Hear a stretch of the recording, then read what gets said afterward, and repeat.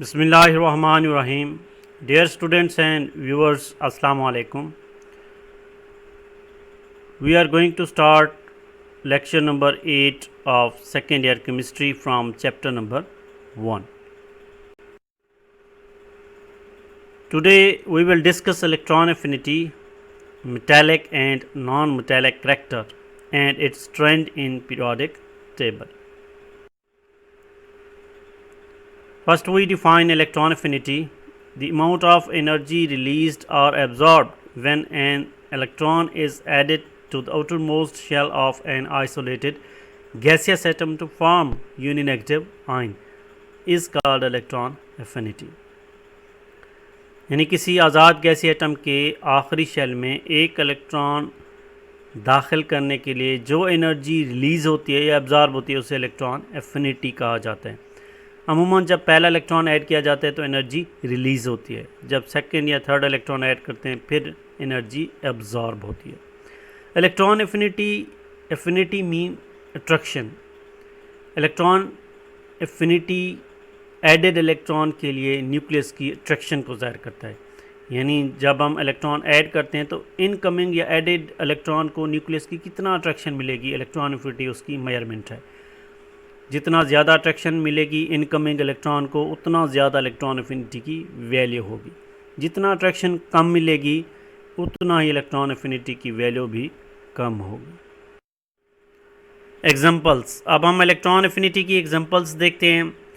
Fluorine की electron affinity value -337 kilo joule per mole है। इसके वैलेंस शेल में 7 इलेक्ट्रॉन होते हैं, एक इलेक्ट्रॉन गेन करके अपना ऑक्टेट मुकम्मल कर लेता है। क्लोरीन के वैलेंस शेल में भी 7 ही इलेक्ट्रॉन होते हैं, एक इलेक्ट्रॉन जब गेन करता है इसका ऑक्टेट भी मुकम्मल हो जाता है। इसकी electron affinity value -349 kilo joule per mole है। नेगेटिव साइन ये इंडिकेट करता है, ये जाहिर करता है कि एनर्जी इज़ रिलीज्ड और emitted to add an electron, यानी जब पहला इलेक्ट्रॉन ऐड किया जाता है तो एनर्जी इज़ रिलीज्ड, एनर्जी खारिज होती है जब पहला इलेक्ट्रॉन गैसी एटम के आखिरी शेल में दाखिल किया जाता है। Second electron affinity, the energy is usually absorbed when a second electron is added to a uninegative ion. जब फर्स्ट इलेक्ट्रॉन गेन होता है तो यूनिनेगेटिव आयन बन जाता है, यानी -1 चार्ज वाला आयन बन जाता है। जब दूसरा इलेक्ट्रॉन ऐड करते हैं तो एनर्जी एब्जॉर्ब होती है। क्यों एब्जॉर्ब होती है इसकी रीज़न आगे देखते हैं। पहले एग्जांपल देख लें ऑक्सीजन की, कि ऑक्सीजन जब फर्स्ट इलेक्ट्रॉन गेन करता है तो एनर्जी इज़ रिलीज्ड और इसकी first electron affinity value is -141 kilo joule per mole. जब सेकेंड इलेक्ट्रॉन ऐड होता है यूनिनेगेटिव ऑक्सीजन आयन में, देन एनर्जी इज सप्लाइड और एब्जॉर्ब। एनर्जी एब्जॉर्ब होगी या एनर्जी सप्लाई करनी पड़ेगी जब दूसरा इलेक्ट्रॉन ऑक्सीजन के वैलेंस शेल में ऐड किया जाता है। Its second electron affinity value is positive. Positive value है, यानी एनर्जी एब्जॉर्ब हो रही है। कितना एनर्जी एब्जॉर्ब हो रही है? 770 kilo joule per mole. Second electron affinity is always positive. Second electron affinity हमेशा पॉजिटिव क्यों होती है? रीज़न इसकी क्या है? When second electron is added to a uninegative ion then it is repelled by the already present negative ion, so energy is usually absorbed to overcome the repulsion between added electron and already present negative ion. जब पहला electron gain होता है तो यूनिनेगेटिव ion यानी -1 charge वाला ion बन जाता है। जब सेकेंड इलेक्ट्रॉन ऐड करते हैं तो इलेक्ट्रॉन पर भी नेगेटिव चार्ज होता है और जो पहले से आयन बन चुका है वो भी नेगेटिव है। सिमिलर चार्ज होने की वजह से रिपल्शन होती है। इस रिपल्शन को ख़त्म करने के लिए अब एनर्जी देना पड़ेगी, प्रोवाइड करना पड़ेगी। इस वजह से एनर्जी एब्जॉर्ब होती है जब सेकेंड इलेक्ट्रॉन ऐड किया जाता है। That's why second electron affinity of almost all the elements is always positive. Trend in periodic table, अब हम इलेक्ट्रॉन एफिनिटी का ट्रेंड देखते हैं कि किस तरह ये वेरी करता है with in a group and with in a period. Factors affecting electron affinity, सबसे पहले हम उन फैक्टर्स को देखते हैं जो कि इलेक्ट्रॉन एफिनिटी को अफेक्ट करते हैं। Number 1, size of atom. Is inversely related with electron affinity. मतलब साइज़ अगर एटम का ज़्यादा होगा तो इलेक्ट्रॉन एफिनिटी की वैल्यू कम होगी, क्योंकि इनकमिंग इलेक्ट्रॉन के लिए न्यूक्लियस की अट्रैक्शन कम हो जाती है जब साइज़ लार्ज होता है। अगर साइज़ स्मॉल होगा तो न्यूक्लियस की अट्रैक्शन ज़्यादा होगी और इलेक्ट्रॉन एफिनिटी की वैल्यू भी ज़्यादा होगी। सेकेंड इज़ न्यूक्लियर चार्ज और न्यूक्लियस अट्रैक्शन। न्यूक्लियस की अट्रैक्शन जितना ज़्यादा होगी इलेक्ट्रॉन एफिनिटी की वैल्यू उतना ज़्यादा होगी। न्यूक्लियस की अट्रैक्शन जितना कम होगी इलेक्ट्रॉन एफिनिटी की वैल्यू भी उतना कम होगी। Shielding effect is inversely related with electron affinity. Shielding effect electron affinity के इन्वर्सली रिलेटेड है, यानी शील्डिंग इफेक्ट ज़्यादा होता है तो न्यूक्लियस की अट्रैक्शन कम हो जाती है, जिसकी वजह से इलेक्ट्रॉन एफिनिटी की वैल्यू भी कम होगी। शील्डिंग इफेक्ट कम होगा तो न्यूक्लियस की अट्रैक्शन ज़्यादा होगी, इलेक्ट्रॉन एफिनिटी की वैल्यू भी ज़्यादा होगी। नंबर ऑफ़ वैकेंसीज भी अफेक्ट करते हैं। Smaller atoms with 1 or 2 vacancies in the outermost shell show large values of electron affinity. यानी ऐसे एटम्स जिनके आखिरी शेल में 1 या 2 इलेक्ट्रॉन की कमी होती है वो इलेक्ट्रॉन को गेन करने की ज़्यादा सलाहियत रखते हैं। स्मॉल एटम्स के लिए न्यूक्लियस की अट्रैक्शन ज़्यादा होगी, जिसकी वजह से ऐसे एटम्स के लिए इलेक्ट्रॉन एफिनिटी की वैल्यूज़ भी ज़्यादा होंगी। Variation within a group. किसी भी ग्रुप में इलेक्ट्रॉन एफिनिटी किस तरह वेरी करती है इसको देखते हैं। In a group from top to bottom the electron affinity of the elements decreases down the group. किसी भी ग्रुप में जब हम टॉप टू बॉटम मूव करते हैं तो इलेक्ट्रॉन एफिनिटी की वैल्यूज़ डिक्रीज़ होती जाती है, क्योंकि साइज़ बढ़ता जाता है। साइज़ बढ़ने के साथ न्यूक्लियस की अट्रैक्शन कम होती जाती है, जिसकी वजह से इलेक्ट्रॉन एफिनिटी की वैल्यू भी डिक्रीज़ होती जाती है। Why electron affinity decreases down in a group. अब हम उन रीज़न्स को देखते हैं जो कि किसी ग्रुप में इलेक्ट्रॉन एफिनिटी के डिक्रीज़ होने का सबब है। In a group from top to bottom atomic size increases. Atoms का साइज़ बढ़ता जाता है जब हम टॉप टू बॉटम मूव करते हैं, क्योंकि न्यू शेल्स ऐड होते जाते हैं। Shielding effect also increases. Shielding effect भी बढ़ता है क्योंकि इनर शेल इलेक्ट्रॉन्स की तादाद बढ़ जाती है। Nucleus attraction decreases for incoming electron.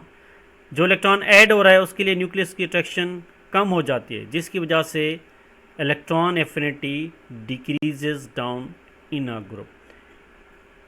तो इन वजूहात की बुनियाद पे कि साइज़ बढ़ता है, शील्डिंग इफेक्ट बढ़ता है, जिसकी वजह से न्यूक्लियस की अट्रैक्शन कम हो जाती है एडेड इलेक्ट्रॉन के लिए, इस वजह से electron affinity down the group decrease होती है। Variation within a period. In a period from left to right the electron affinity values of the elements increases. अगर हम पीरियड में लेफ़्ट टू राइट मूव करें तो electron affinity की values बढ़ती जाती हैं, क्योंकि एटम का साइज़ स्मॉल होता है पीरियड में, जिसकी वजह से न्यूक्लियस की अट्रैक्शन बढ़ जाती है। इलेक्ट्रॉन एफिनिटी एक एनर्जी चेंज है जो कि तब वाक़ होती है जब कोई एटम इलेक्ट्रॉन को गेन करता है या एक्सेप्ट करता है। पीरियोडिक टेबल में देखें तो हाईएस्ट इलेक्ट्रॉन एफिनिटीज़ की जो वैल्यूज़ हैं वो हैलोजेंस की हैं, यानी 7th A ग्रुप के जो एलिमेंट्स हैं 7 इलेक्ट्रॉन आखिरी शेल में रखते हैं, जिसकी वजह से इलेक्ट्रॉन को गेन करने की ज़्यादा सलाहियत रखते हैं। Metals have the low electron affinities. जो मेटल्स हैं जो कि लेफ़्ट साइड पे हैं इनकी वैल्यूज़ कम हैं, क्योंकि इनके आखिरी शेल में चंद ही इलेक्ट्रॉन्स होते हैं, 1 या 2 इलेक्ट्रॉन्स हैं, जिसकी वजह से इलेक्ट्रॉन को ये लूज़ करने की सलाहियत ज़्यादा रखते हैं बजाय इलेक्ट्रॉन को गेन करने की।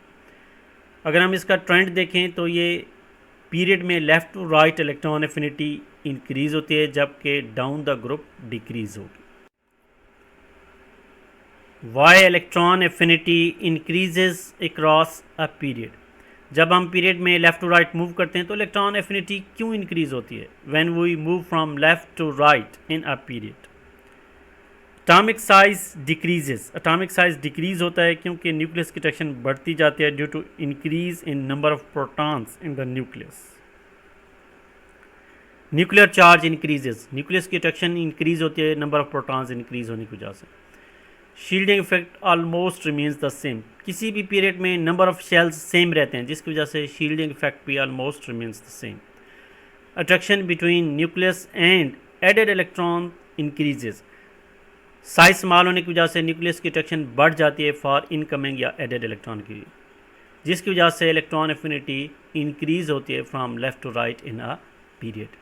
यानी left to right in a period size small होने की वजह से जब इलेक्ट्रॉन ऐड होगा तो उसको न्यूक्लियस की अट्रैक्शन ज़्यादा मिलेगी। न्यूक्लियस की अट्रैक्शन ज़्यादा मिलने की वजह से इलेक्ट्रॉन एफिनिटी इंक्रीज होती है from left to right in a period.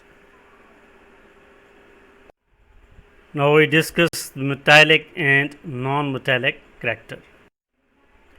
Division of periodic table, we have already learned that periodic table has been divided into three categories: metals, non-metals and metallites. Characteristics of metals. Metals की खासियत: the elements which have a tendency to form positive ions by losing electrons are called metals. ऐसे elements जो कि electron को loose करके positive ions बनाने की सलाहियत रखते हैं मेटल्स कहलाते हैं. Elements on the left hand side, in the centre and at the bottom of the periodic table are metals. Periodic table में जो एलिमेंट्स लेफ्ट साइड पे, सेंटर में और बॉटम पे प्लेस किए गए हैं वो मेटल्स हैं. All the metals are good conductor of heat and electricity. तमाम मेटल्स हीट और इलेक्ट्रिसिटी के गुड कंडक्टर होते हैं, यानी मेटल्स में से हीट भी और इलेक्ट्रिसिटी भी आसानी से गुजर सकती है. Metals give basic oxides which on dissolving in water give basis. Metals जो हैं वो बेसिक ऑक्साइड्स बनाते हैं. जब इनको वाटर में डिज़ोल्व किया जाता है इन ऑक्साइड्स को तो ये बेसिस प्रोड्यूस करते हैं. For example Na2O, sodium oxide एक मेटालिक ऑक्साइड है, बेसिक ऑक्साइड है, जिसको अगर वाटर में डिज़ोल्व किया जाए तो एक अल्कली या बेस बनती है, sodium hydroxide. Characteristics of non metals. अब हम नॉन मेटल्स के कैरेक्टरिस्टिक्स को देखते हैं. The elements which have a tendency to form negative ions by gaining electrons are called non metals. ऐसे एलिमेंट्स जो कि इलेक्ट्रॉन को गेन करके नेगेटिव आइंस बनाने की सलाहियत रखते हैं नॉन मेटल्स कहलाते हैं. All the gases are non metals. तमाम गैसेज नॉन मेटल्स होती हैं. Non metals are present on the top right side of the periodic table. Periodic table की टॉप राइट साइड पे, दाएं साइड के टॉप पे जो एलिमेंट्स हैं वो नॉन मेटल्स हैं. Non metals are normally poor conductor of heat and electricity.